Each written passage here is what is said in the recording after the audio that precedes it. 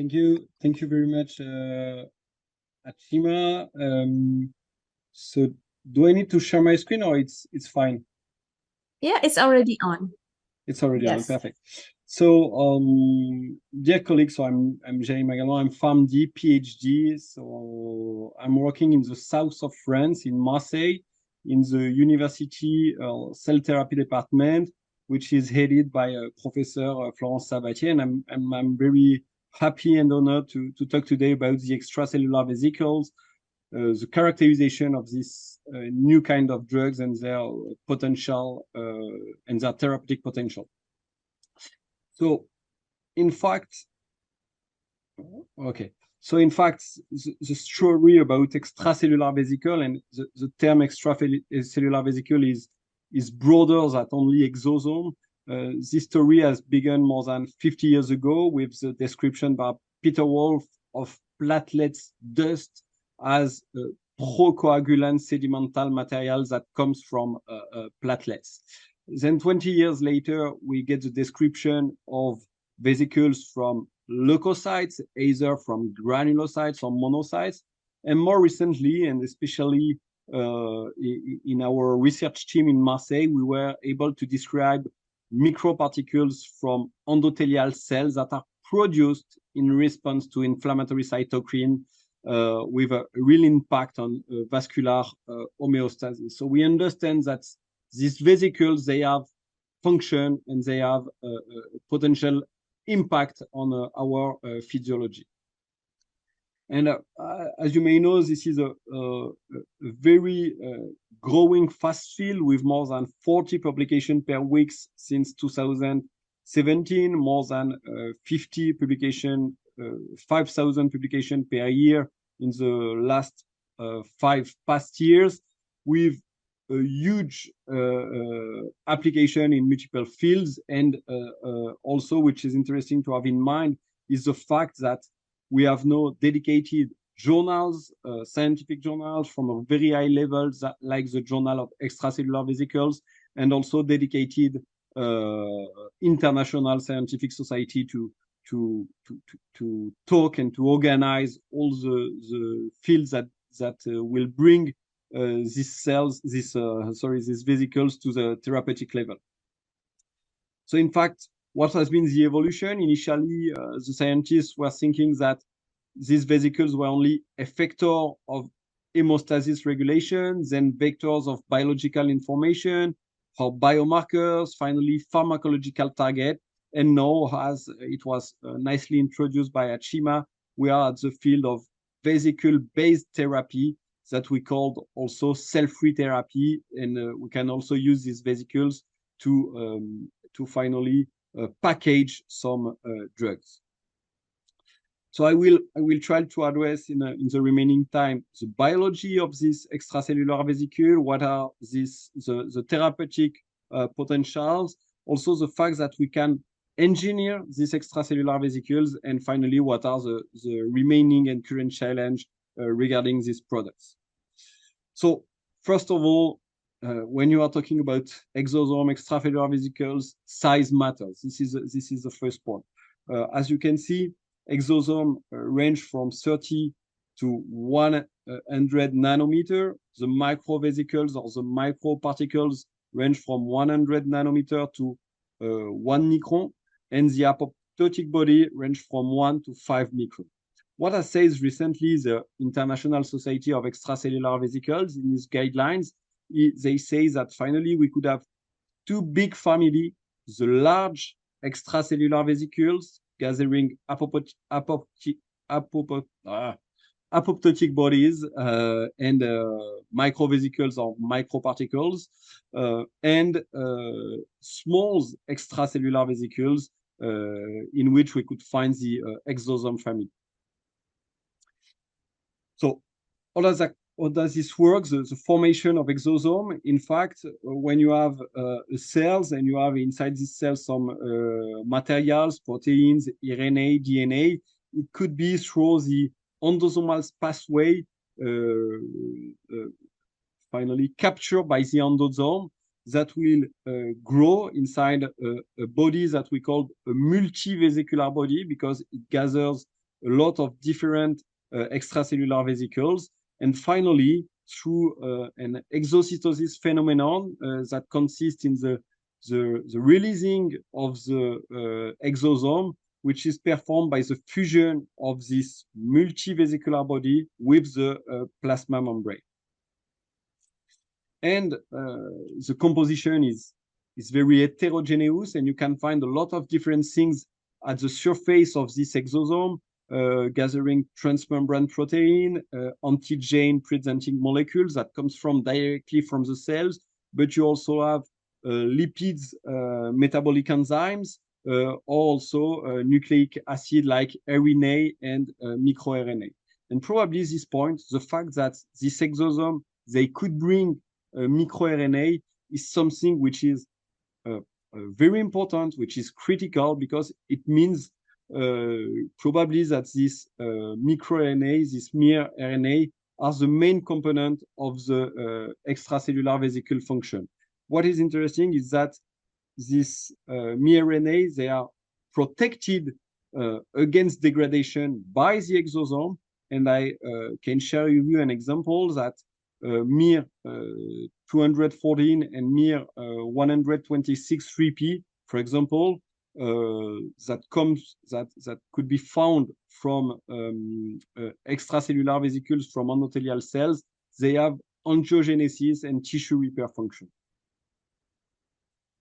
So in this model that has been largely studied in our research unit, we have identified that the endothelial microparticles have a lot of different functions, either in coagulation, either in fibrinolysis, remodeling, angiogenesis, or tumor growth, in basical endothelial function, and also they have surface markers that are involved in adhesion, inflammation, and cell survival. So finally, we have a very small vesicle that could have a huge variety of different functions without any nucleus. And it's very important to have in mind that there is a huge diversity of this extracellular vesicle that confirms the cell diversity, and also that confirms of what they will be exposed to also. And this is clear that the inducers, the parent cells, will have a direct impact on the diversity of structure and composition of these extracellular vesicles in terms of lipids, nucleic acid, and proteins. And for sure, these different extracellular vesicles composition will lead to a huge diversity of function. So regarding their therapeutic potential, there are finally three ways to use this extracellular vesicle. Finally, in the more basic way, like endogenous and native extracellular vesicles, either by engineering and modification of these extracellular vesicles, or we can also use extracellular vesicles as drug vectors. So why there is such a big and why extracellular vesicle exosome is such a hot topic? Probably because there is some advantage compared to classical cell therapy, because as we don't have any nucleus, we have absolutely no tumoral risk, we have no vasculature occlusion risk, and from a manufacturing perspective, it will be easier to manufacture off the shelf, probably in a cheaper and in a safer way. So does the future of cell-based therapy will be done without cell, only with extracellular vesicles? This is probably a question. And I won't go in detail through these slides, but you have here different type of cells. And now it's well described that each of these type of cells can lead to the formation of different extracellular vesicle, and particularly micro vesicle. And regarding the parent cells, we will have different function. Let's have a look to the endothelial progenitor cell, for example. Now it's clear that the micro vesicles from these cells, have an impact on vascular homeostasis and angiogenesis and could be used to treat ischemic disease. Let's talk very quickly about the extracellular vesicles that could be obtained from MSCs. You know that we can obtain MSCs from a huge heterogeneity of tissue, but mainly from bone marrow and from adipose tissue. And what is well known now is that these extracellular vesicles, they have the main property from the main and the same properties than the parent cells. And it's well described that they have a positive impact of cell proliferation, formation of new vessels, reduction of fibrosis, suppression of inflammation, trophic effect, tissue regeneration, anti-aging, and senescent effects, like the MSC could bring also. And what is very interesting is probably from this exosome-derived MSC, we are also able to treat a large variety of disease, because inside this exosome, we could have finally different miRNA or different surface marker that could have a huge versatility in the frame of tissue repair and regenerative application. And this is not anymore science fiction. In this very recent review, we have Caroline McLaughlin have described all the clinical trials that are ongoing, that are phase 1 or phase 2, using MSC-derived extracellular vesicles. We can see that it's mostly allogenic, and the more recently registered clinical trials are developed in ischemic stroke, degenerative osteoarticular injury, burn wounds, and also in graft versus host disease, like in a dry eye, with dry eye symptoms, with patients presenting dry eye symptoms.